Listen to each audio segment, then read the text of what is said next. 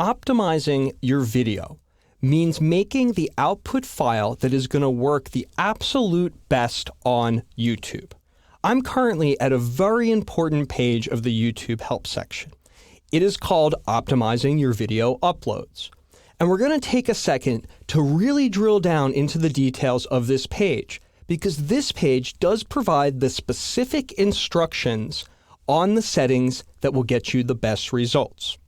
I'm going to scroll down to really look at this grid first. It's divided up into a video section and an audio section, and this is key information. Notice that there are recommended resolutions for both high-definition video and standard definition video. We'll learn later on that YouTube is actually able to handle video at higher resolutions than this 1280 by 720.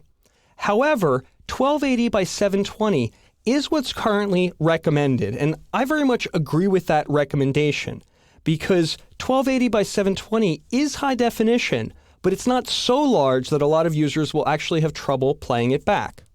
Next is bitrate, and you should understand bitrate much like we understand miles per hour.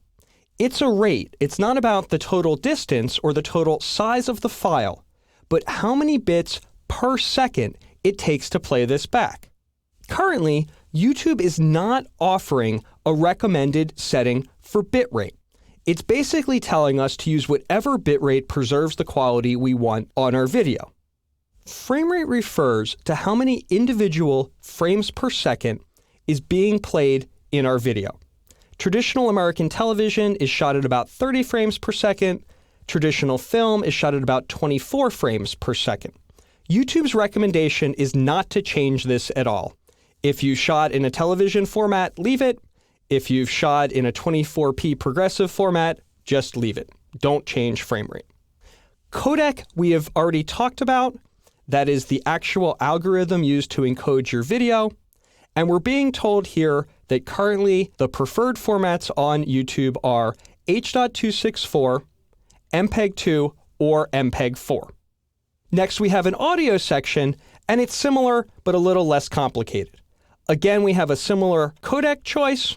Then we have sample rate, which is how frequently the audio signal is sampled to become digital. And we have that YouTube recommends 2-channel stereo.